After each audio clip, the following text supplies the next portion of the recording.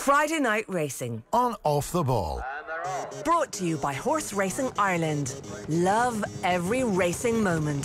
Visit hri.ie. Yeah, you're very welcome along to this week's Friday Night Racing. It's the last Friday Night Racing of November, and we've got a great one lined up for you. We are going to be talking about the weekend's racing, some very famous horses in action in the National Hunt Racing this weekend. We'll preview all of that for you in a couple of minutes' time. Johnny is here looking to end the coldest of cold streaks. How are you, Johnny? It's a millstone around your neck at this point. Another second last weekend. Second. Hit the post. Hitting the post, yeah. Hopefully we'll score this weekend, and cracking racing. We've plenty of options. We do almost too many, you could say. Plenty of options. All right, let's move on, because our special guest this week, I'm delighted to welcome back to the show for the second time. We're joined by Donnacha O'Brien. Donnacha, last time you were here, you told us a little bit of information that we've used again and again and again in pretty much every interview we've done since. It was the fact that you had 2 jellies and Red Bull in the previous 24 hours. I presume you are eating like a king, like a lord, since you have retired.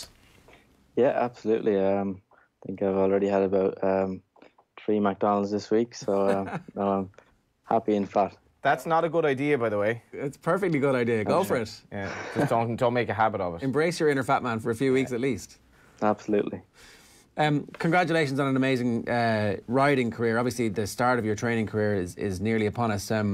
But in all seriousness, like, we kind of are joking about the food, but was that ultimately the thing? Was it the diet and trying to make the weight? Was that the thing that kind of was the final decision in that this year was going to be your last year? Not really. Look, I was never going to ride for forever. So it was just a matter of time before I called it. It was never going to be a good time to retire when you have a job like I did. There was always going to be good horses to look forward to and good races. So it was more kind of I have something else coming up, and I think it was just time to move to that chapter. Had you made the decision that this was going to be your last year a long way out? So had you made peace with it, or did it kind of come in the last couple of months going, right, that's it? No, I've known for a good while, probably over a year. That probably would be my last year. So you didn't tell me that in that interview we did about 3 weeks ago. No, I didn't tell anyone. But I just wanted to keep it quiet and do it as low profile as possible.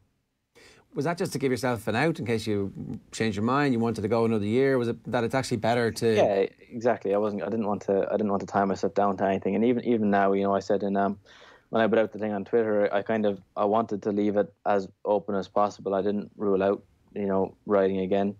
But as the media do, they locked on and there was headlines. O'Brien quit saddle straight away. So that's the way it is. So that's our exclusive. We're coming back next year. Well, we are. Yeah. But see, what Donnacha did was quite interesting. He put out the tweet at a time when it was very, very hard for the papers to get it. I think it was a Sunday evening, Donnacha, wasn't it?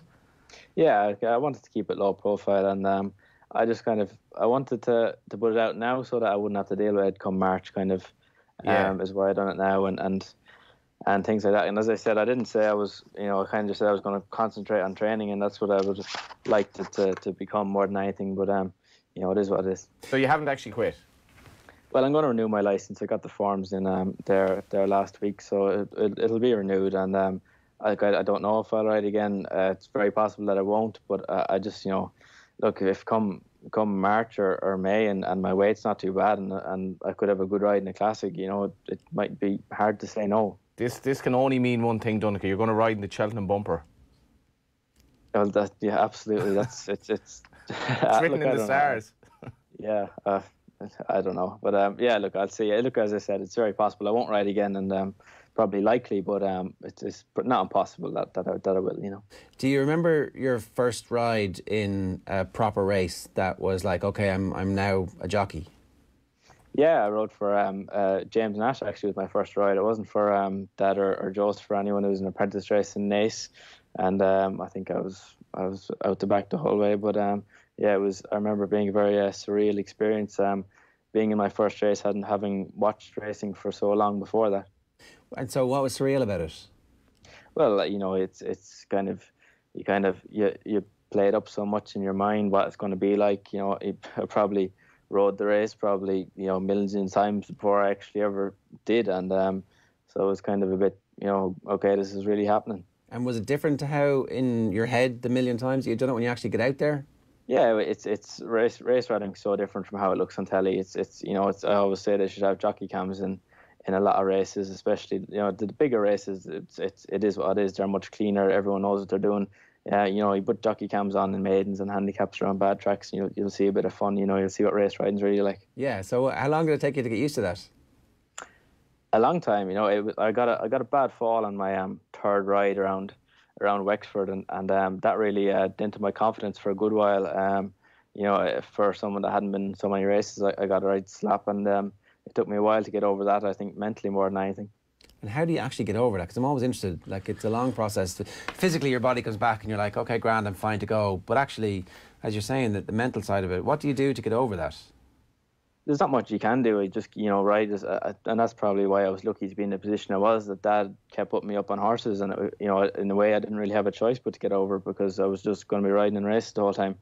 What happened was I clipped the heel and went down. You don't realise how hard that ground hits you until it really does. And, for probably a few months after that, I didn't want to be anywhere near heels in any race. Yeah, that's interesting, Donnacha, because if you don't jumpers expect to fall, jump jockeys obviously expect to fall, and whilst it's not nice, the ground is normally softer. But we've seen jockeys die. Obviously, when you have a fall on the flat, it can be absolutely catastrophic because you're not expecting it. It must be like being thrown out of a car almost blindfolded. Like, what's the actual experience like?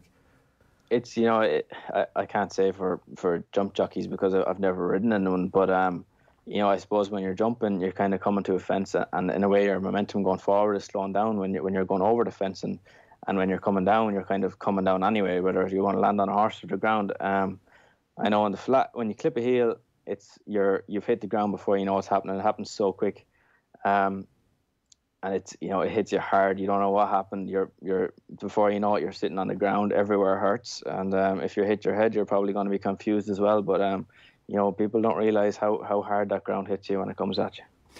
After that, you said it was a couple of months. You didn't want to be behind anybody's heels. Do you feel like you actually lost some races that you might have won in the comeback? I don't know. This is a long time ago. I can't even remember what I was riding. But I think it was a valuable lesson learned, because I see some apprentices nowadays and they're quite happy because when you clip heels in a lot of races, you actually can hear a horse clipping the heel in front of you, but it's only when the horse's foot is going forward and it meets a horse's hind heel coming back that it causes the horse to fall. So some apprentices could sit on heels for a lot of races and get away with it. And when I see it happening, I always cringe because they don't realise the danger. And I suppose sometimes it just takes a fall to make people cop on. Yeah, so obviously you become a better jockey as a result of it. So that was the kind of the bones of my question. How quickly do you get your confidence back then, and when do you start feeling like, yeah, I am where I'm supposed to be now? Yeah, obviously, I look, as I said, this is a while ago. I can't remember exactly, but I presume it would have taken a few rides and a few winners and a few things like that to get your confidence back. But I take my hat off to the jumps guys that can get hopped off the ground, day after day and still keep back and doing it. It sounds like it's a fairly addictive thing. That kind of being on good horses and winning obviously helps, but that adrenaline surge that jockeys get, that whole experience of when the race starts and then in the middle of the race when you realise that you're starting to quicken your horse and everything else isn't actually quickening at the same pace as you, and you know that the victory's coming. That's the type of feeling that I imagine makes you go, I'm just going to fill in these forms here now on the off chance that next season I miss that a bit too much. Yeah, it's I suppose at the start of your career it's adrenaline, by the time once the last few years it's just like doing your day job. You're used to it, it's nearly instinct. You're not thinking about what you're doing in a race. Your body's so used to being in different situations and riding your horse differently. But as you said, it's what I always loved was riding a horse that's far superior to everything else in the race, whether that's a 100 rated horse in a maiden or a 120 rated horse in a group race or something like that. It's always it's a lovely feeling sitting on a horse and you have 2 or 3 more gears than everything else around you. What horse gave you the best feel in your career? Saxon Warrior, I think, was an absolute machine. I don't think we saw the best of him. I think on his homework was absolutely spectacular. I think after the Guineas, he never showed anything, but I'm not sure he was at his best. After that he always seemed to hang left in his races, and he eventually got an injury, So maybe that was creeping up on him for a while. But I know on his homework, he was an absolute airplane. I know Richie Forrestal did a lovely piece in the Racing Post this week about you, and in particular that ride was the ride that he picked out. Was that the best buzz you ever got in a race because of the way I suppose it panned out, which may or may not have been the plan as well, and you're riding in a classic at Newmarket? Yeah, I'm sure it was up there. It was probably one of my first high pressure rides, in that I was first string for Ballydoyle in a classic on a stallion prospect. You know, it doesn't get much more pressure than that really, and you know, things didn't go exactly how I'd planned them. If you look back in the race, it looks like it all went well, but it's strange when you play it up in your mind how you think it's going to go, and he just broke a little bit slow, and suddenly your plan is gone. Everything's different, but yeah, he was, you know, he'd have won no matter what I'd done with him that day, I suppose. You mentioned there, obviously, like this is the difference in it could be a few million euro. Effectively, it could be a lot of money, because if he disappoints in the Guineas, his stallion kind of credentials have nosedived a bit. But what was your thought in the first 5 seconds of that race when you're talking about that pressure and you knew, okay, like I've kind of two options here. I sit and hope things work out and trust the horse, or I could maybe panic a little bit and like force the issue a bit. Was there any kind of, you know, was there any decisions going on in your head at that time? Yeah, well, the first thing you look at is the pace of the race. You know, how quick are they going? So I was lucky in that situation that there was plenty of pace on. I was able to just keep sitting on them. When the pace is strong, they tend to collapse in front of you, and you can wait a lot longer. If they had gone slow in that race, they'd have bunched, and I'd have been back further. I'd have more ground to make up with a quicker finish, and it would have been more difficult.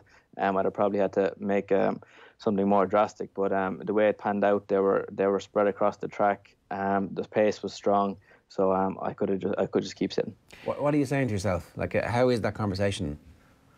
There's no conversation. It's everything happens so quick when you're riding a horse. You're not.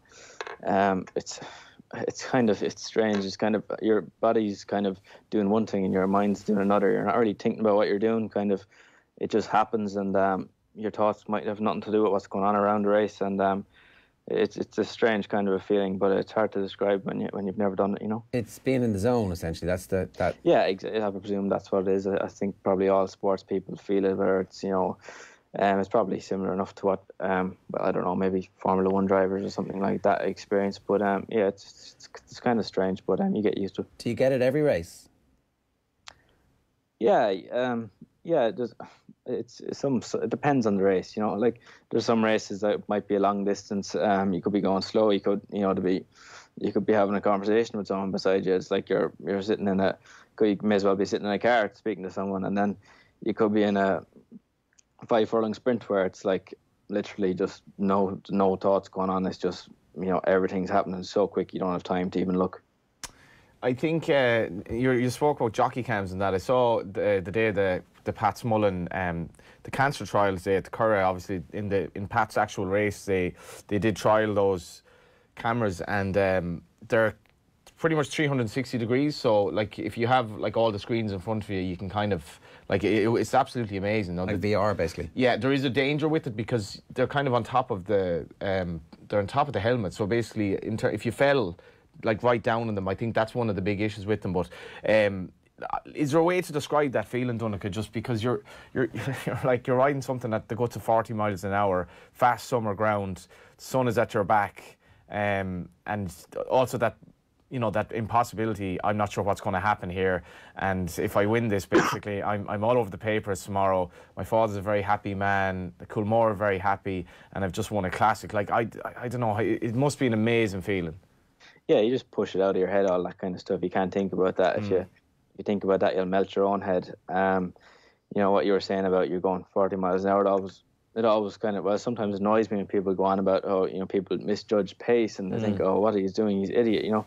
You drive along in a car and you put a sticker over your speedometer and you stick your head out the window. You tell me whether you're going 40 kilometres an hour or 45 kilometres an hour, and you do that on the back of an animal with maybe wind in your face, slower ground, and some are different movers than others. It's not easy, you know. Well, I'm really hang on. We should get every internet troll who's ever done that and kidnap them, extraordinary rendition, and put them in a car and go, what is it now? Tell me now. And that would be great. I'm really interested. Every jockey in Ireland standing with them. Yeah, well. See, so a friend of mine, Declan Maher, he did a kind of a pace angle study on jockeys in terms of where the jockeys should be in races in a statistical data-based piece. So, like, if the pace were slow, the jockeys should be up with the pace. So it's kind of intuitive, and it's also... But Donnacha, you did seem to pretty much nail that. Now, was that something that you felt yourself, I'm very good at this, or was it something that you were like, I'm still improving at this as I get older? Was it your best asset as a jockey? Yeah, no, I thought I was quite good at it. The pace is probably the most important thing in a race. Every horse I rode, I rode 95% of them the same. I broke forward out of the gates and was happy to be in the first three. If no one else was going, I was always happy to go to the front and dictate my own fractions. If there was one or two going, I'd be very happy to sit second or third. And if there was a lot of pace on, I'd just keep sitting and allow them to go in front of me and go back. So, 95% of the time I had the same plan in the race and made up my mind in the first two furlongs of where I wanted to sit. Who were the best of your peers, would you say, in regard to pace judgment? Look, I won't go into that because there's a lot of good riders in Ireland. I don't want to single people out, There's, technically, if you're on a horse that's after being a bit slow away, the worst thing you can happen to you is that there's a clever rider up front, because he's basically going to rule out the race for the second half of the pack, unless you're on something that's a different class. But if you're out the back, you want someone that maybe doesn't have a lot of experience or isn't a great judge of pace to go too quick in front. This is ridiculous. 21 years of age and shown remarkable diplomatic savvy already. Well, who alarming. knows? Yeah. Some of them might be riding as horses in a couple of weeks' time. There's no might about it. Yeah, exactly. Come here, what are you going to miss? I'll miss the big days and the big horses. No doubt about that.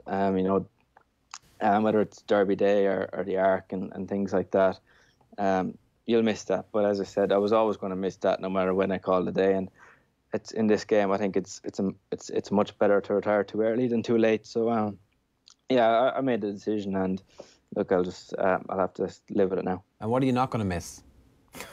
Well, it's just the weights, the not eating, the sweating, going to bad tracks, doing light weights, and having to wait around all day without eating, without drinking. That's what sucks. Yeah. You seemed to be in fairly good form when you were in with us. I don't know if you were just putting that on. Were you a bad hungry, like slightly angry, tetchy most of the time, or did you get mellowed out over time? Yeah, you get used to it. I don't know. I'm sure the people that had to deal with me will probably tell you more realistic than what I will. But look, you try to be, obviously when you're not eating and you're dieting, you're not going to be in as good form as any other time. But you kind of get used to it at the same time. Yeah. So he did make an interesting point through the week as well, where he's like, it's hard to waste for a race. But then if you've sort of maybe a 2-hour gap to your next race, that middle ground is like a complete, almost like a twilight zone of just complete angst, I would have thought. Yeah, that's the worst. When you've, maidens, 2-year-old maidens tend to be early on the cards in Ireland.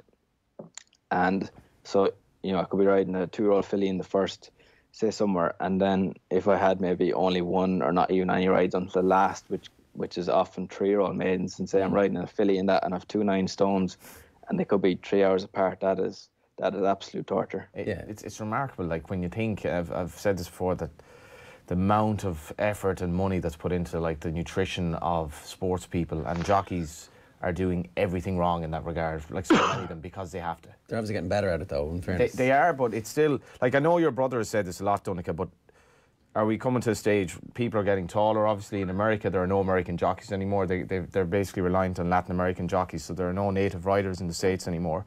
Are we getting to the point where it'll become an absolute necessity that the weights will be raised?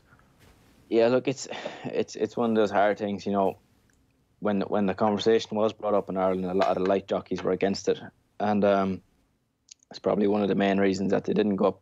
But the way I look at it is, you look at I don't know if you have the list in front of you, but name out the last 10 champion apprentices in Ireland. Like, how many of them have weight problems? I don't have it in front of me, but I can't think of. Colin's probably the lightest one in the last while. There's very few young lads that can do the weights now, But, yeah. Did you feel that you got the credit you deserved as a rider? I thought Richie's piece, he nailed that, in that there was always that kind of underlying tag of nepotism when it came to Joseph, because he was his father's son, and obviously you were asked, I think was it last year, what's your best attribute, and you said being Aidan O'Brien's son, which I know it reminds like Peter Crouch's joke, but like it was kind of tongue in cheek. But at the same time, because you were Aidan's son and you were riding good horses, did people actually recognise how good of a jockey you were? Look, I'd rather get less credit and ride better horses than have it the other way around. You know what I mean? I think I got as much credit as I deserve, probably. That's a beautiful photo of. I think the thing about this is as well, and I was working the day Anna had her fall in Killarney, and as much as Donnacha, it's unfortunate that he's retiring at 21. Anna could have literally lost her life that night. It was that bad, or she could have been basically paralysed for the rest of her life. And I remember the panic that ensued in racing, and trying to kind of deal with Adrian McGoldrick in the Turf Club at the time, before they changed the data regulations, where now they can't actually really tell you anything about the person. But I remember speaking to Adrian McGoldrick that night, Donnacha, about, and he was so emotional when the good news came through about Anna, and it must kind of put into context that you're getting out in perfect shape at 21 and life is good. Yeah, that was a frightening day. As I said earlier on, in this game, it's definitely better to stop a bit early than a bit late. You know, things can turn south so quick and go so bad that I think, you know, I'm very lucky to be able to walk away healthy and happy and at the top of my game. You know, so it's something that maybe a lot of people don't get to do, and I'm very lucky that way. You've obviously done all the qualifications about becoming a trainer in the background over the last while, and taking out your training licence is obviously something you've been thinking about for a while. So you've got an idea exactly of how you are going to train horses and what your style is going to be. And can you talk to us a little bit about that? Like what will your philosophy be? Will it be in any way different? Will it be a tweak from what your brother's doing, from what your dad's doing, from what some other trainers that you've worked with are doing? Yeah, everyone trains. You have to train to your facilities, to your gallops. You know, it's if I done the same thing as Dad does or the same thing as Joseph does, it wouldn't work. You know, training at its roots is very simple. You get them fit, you get them healthy, and you keep running them. But you have to find how you can do that with the facilities you have. And so I think a system I have going at the minute seems to be working quite well. We had decent success last year, so obviously I'm very lucky to have some unbelievable facilities. So no, it's something I'll obviously have to keep tweaking over time until I find the best way. And you know, that's what it's all about. Keep trying things until it works. Obviously, the League of Ireland clubs that are out now, they're already back in the gym. The GA teams are back in training. So Donnacha's not doing anything at the moment, and that you had your holiday in Barbados. But what are we looking at for next year, numbers wise? What are we looking at in terms of? Yeah, look, it won't be many. I hear people telling me that they're here and I have 100 horses and I have 100. 200, I heard. Yeah, I actually have heard that. It's just absolutely ridiculous. I'll have about 25. Right, and so are they mainly 2-year-olds, or are you giving a bit of a mix and match? A bit of a mix, probably mainly 2-year-olds, but I'll have some old horses as well, obviously, like sort of filly, and a few horses there that won maidens or they were placed in maidens, so a few things like that. What sort of pedigrees are we talking? Yeah, they're great pedigrees because they'll be made up of horses that I bought myself at the sales. There's some homebreds of mums that I have, and then there are more horses as well. So obviously, Coolmore don't keep mares that don't have good pedigrees, so a lot of them have wonderful pedigrees. As I said, I'm very lucky to be able to look after them. Do you have handicappers? Everyone has handicappers, Johnny. Well, I'm interested in this. So, is Donnacha the type of jockey or the type of trainer where Paddy and Mick down the pub are like, "Jizz, like things are going well, the building game is back, blah blah blah. I wouldn't mind sending one in training. I happen to live near near Donnacha's yards. You're Gould's Cross, more or less, isn't it?" Yeah, no. I only have a small number, so as I said, I'm full at the minute. So already turning people away. Well, yeah, but not because of that many horses or anything, just because the boxes are full with nice horses, and as I said, I'll try and concentrate more on quality than quantity, but you know, that's an easy thing to say until you try and go and do it. Your brother's a dual-purpose trainer, or maybe I should know the answer to this already. Are you going to be a dual-purpose trainer exclusively for the flat? Is that taking the easy way out? Apparently not. Yeah, I think I'll try to stick to the flat, hopefully. Who's working for you then? Who do we know? Oh God, I don't know who you know, but there are a lot of I have a lot of lads that were actually at worked for David and then went from David to Ballydoyle, and then when I moved back over, a lot of them came back over with me. That's nice, yeah. So I've Damien Corwick's my head man. He's unbelievable, and he was very good last year when I was racing a lot. And But I have a lot of good lads. You know, I couldn't name them all, obviously, but a lot of really good lads, and that's what it's all about. They're the ones that make it run, you know. Exclusive revelation on Off the Ball, and this is exclusive. Who is Donnacha O'Brien's stable jockey? Oh, jeez, I don't know. Your guess is as good as mine. Come on, Donnacha. Well, look, a lot of them are going to be Coolmore horses, so it'll be, right, Wayne, Shamey, and obviously if Ryan, if I have a horse that run and Ryan is over, he can ride them, and different things like that. But there's so look, we'll see. But a lot of them will be Coolmore horses, so we'll have the Coolmore lads riding them, and we'll take from there. There's a lot of quality riders in Ireland, so I'm sure that won't be a problem. When you were talking about training to your facilities and you've got to use the gallops, is there something specific? Is there a characteristic to your gallops that's different from others? Obviously, there's a load of famous hills in Irish racing. Do you have one?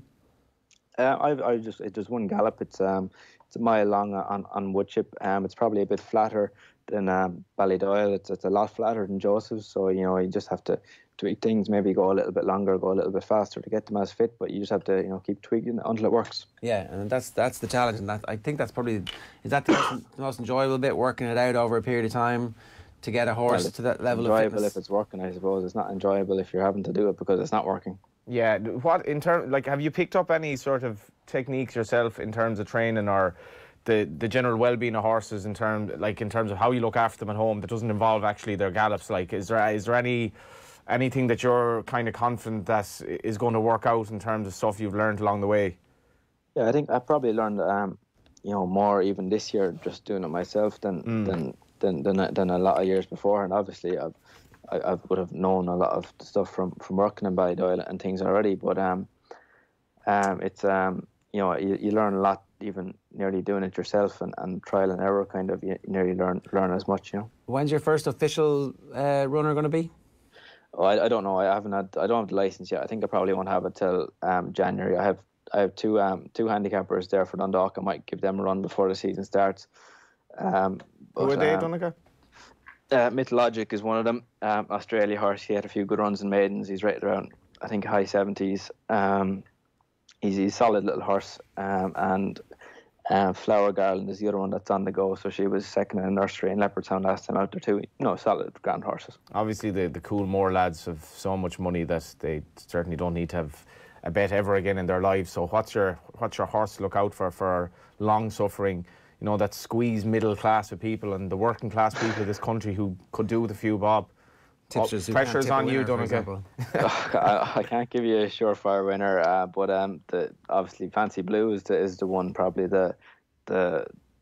she was kind of the stable star, I suppose. Last year she probably achieved the most, so she's the one to look forward to next year, I suppose. There's a terrible cliched question about what would your death row meal be. I wanted to know what your first meal as a free man was after you were like, right, that's it, I'm off now, I don't need to keep any weight. Did you go somewhere special? It was the jockeys had a thing in Dublin the day after the flat, or the day of the flat finishing that evening, so it was whatever I ate that day. I can't remember what it was exactly, to be honest. Right, well listen, enjoy the I have one last question for you. When we spoke in Barbados, he was like, I'm happily single and all this. So when you were chatting up women in Barbados, did you tell them you were a jockey or a trainer? I think I don't know, which do you think is better? I'd say, to be honest, yeah, I just won classics this year, but yeah, I have enough of it. I'm going training. 21, like, getting on. Okay, yeah, I'll try that, Johnny. I'll give it a go. Best of luck. Sorry, hang on a second. I don't give advice. I think it's a bad idea, but I would give this advice. Don't take relationship advice from Johnny. That's a... Okay. I'm not even going to ask what you mean by that, but okay. Lovely to talk to you, Donnacha. Good man, Donnacha. Thanks a million. Best of luck. Thanks very much, lads. Thank you. That's Donnacha O'Brien. We wish him the best of luck in his career. What training. a class act. Yeah. Fancy Blue as well is by Deep Impact.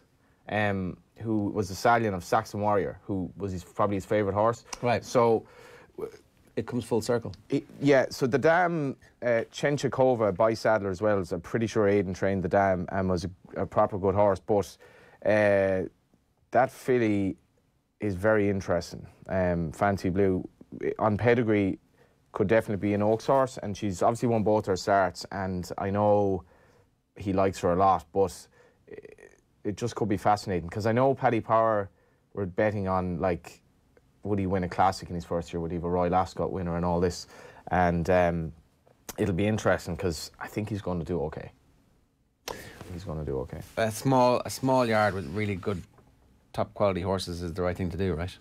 Yeah, like If you can do it. well, it's kind of mad because the numbers he's talking about, and I could be wrong on this, but I'd say Joseph has 10 times the horses he has. Joseph has must be the biggest dual-purpose yard in the world, I would have thought. And he shows no signs of stopping. He very nearly had. There are the two of them with Iridessa, who was his first, Joseph's first Group 1 winner. Joseph nearly won a race in 3 continents when he nearly won the Melbourne Cup.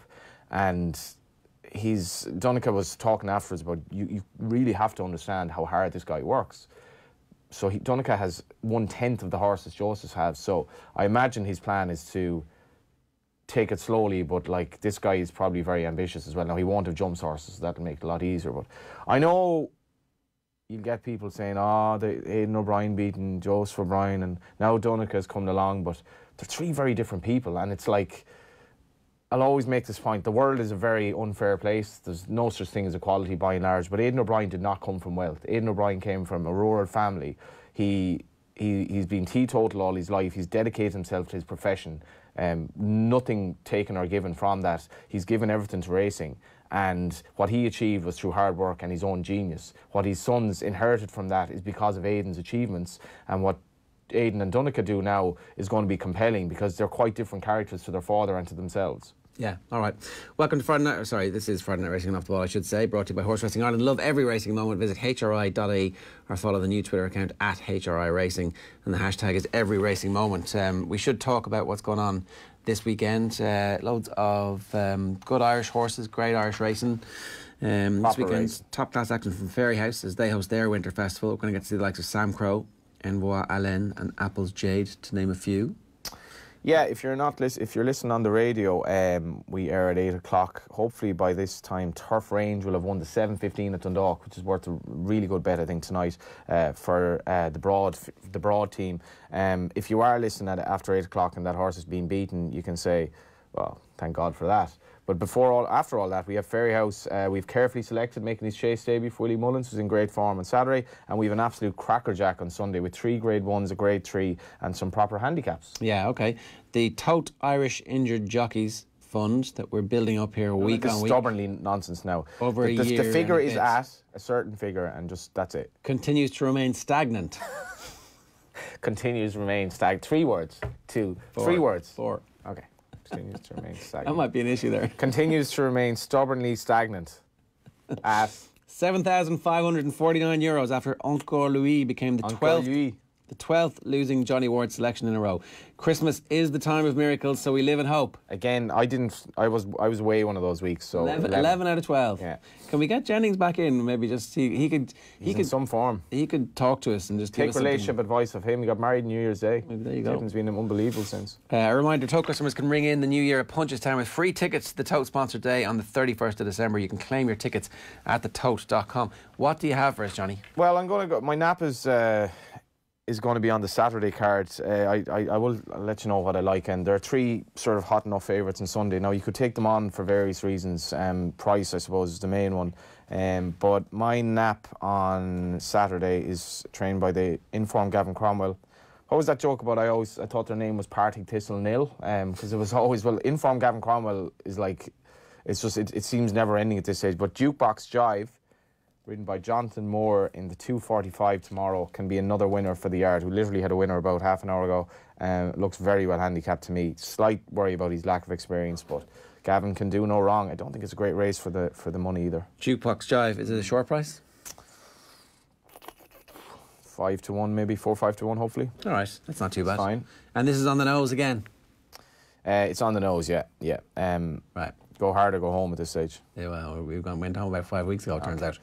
Come here, you were hanging out in Jiggestown earlier in the week, were you? I was in Gordon Elliott's. Yeah. Gordon Elliott's. It was a lovely the day. picture, who was taking the photograph, and did you get your eyes blued up afterwards? Did you? Oh, God. What filter is on it? No, it's a feature. It's a feature of the Samsung S9 where I like the deep option. I was telling your off-the-ball colleagues last night, we were prepared for a quiet drink. We discussed our general lives in the long haul. Nice as many people have done for years and years and years. Yeah. But yeah, I showed them the feature on this phone. It's not an Instagram thing or anything. It's just on the Samsung S9, which is a great phone for your for photos. I just press deep, and Samsung looks very, Samcro looks very well in the photo. Samcro looks great, but what was it? Kind of a chiseled look, isn't it? Well, so it fixes your face, does it? It like reduces stuff, and it does blue up your eyes. And yeah, I do have nice blue eyes, to be fair, but I'm certainly not as tanned as I look in that photo because, I mean, there hasn't been any sunshine in Ireland. JP says like a Ralph Lauren shoot. I'll go with that. It's the beauty of this photo is Sam Crow, like, to all the world, looks like he's loving this. He's really wallowing in the beauty of... Yeah. That is not the case whatsoever. Sam Crow's headbutting you, basically. Turned up to the yard and I was like, Sam Crow, you're one of my favourite horses. What's the story? And he was like, he's kind of, I think he was like drinking water in the corner of his stable. Sam Crow is this stable where he actually has a back garden, so he can go out into the open if he wants, and he has a little paddock out the back, kind of like a free-range chicken that it's like a suite. A suite, right? So like it's like, whoa, Sam Crow's the dude. Also, he didn't have a good season, so let's try something different. So they're giving him a lot of fresh air. Then anyway, I rock up to the stable. Everyone's, myself and Michael Verney, they're like, where's Sam Crow? We want to see Sam Crow. And they're like, oh, he's there. And eventually Jack Kennedy, who we hadn't the guest obviously on the show recently, he's like, oh yeah, he's over there, blah, blah, blah. So he shows the Sam Crow. Sam Crow had no interest in the photos whatsoever. So the girl who was working in the yard is like, just take a piece of hay and like a big clump of hay, put it in your hand, and he'll likely eat out of that. So that's exactly what happened. So I was there, like, holding the hay in my hands, which you can't see in the photo. I mean, why would I cut off his nose to spite it? Cut off his nose, right? So Sam Crow's actually trying to eat hay in my hands then. It's a complete lie. It's fake news, basically. Yeah, it's a beautiful photograph, though. Well done. It's heavily filtered. Michael Verney took it, did he? Michael Verney. The boy Verney, I know he's a bit of a star in the hurling show here, but his photography was amazing. Like, he took about 30 snaps, and one of them had to be good. So you think. Right, and that one. But he's an absolute stunner. He's so beautiful, like Michael Verney. Yeah, Sam Crow. He's a stunning looking horse, and I hope he wins on Sunday. I really do. I think it's going to be exciting. Yeah. What type of season do you think Sam Crow is going to have? It all depends on Sunday to me, because it's a bit of a go hard or go home for Sam Crow as well. Last season was an absolute shambles for him. He went 4 races without victory. He fell in the end of his novice campaign. Last season he was disappointing in the fighting fifths behind Bouverdere when he was sent off favourite. I was kind of prepared to forgive him that, but afterwards it just went badly awry, and to me he looked like there was something ailing him. And I know they've done little things with him. He's wearing a tongue tie now for the second time. He's wearing cheek pieces actually as well on Sunday, but he jumps very well, and this is a decent test because Ronald Pump won very well in his maiden. Fakir Dudari's Joseph O'Brien's horse is getting 8 pounds off him, so it's a proper test. Tintangle is no mug as well, and this is.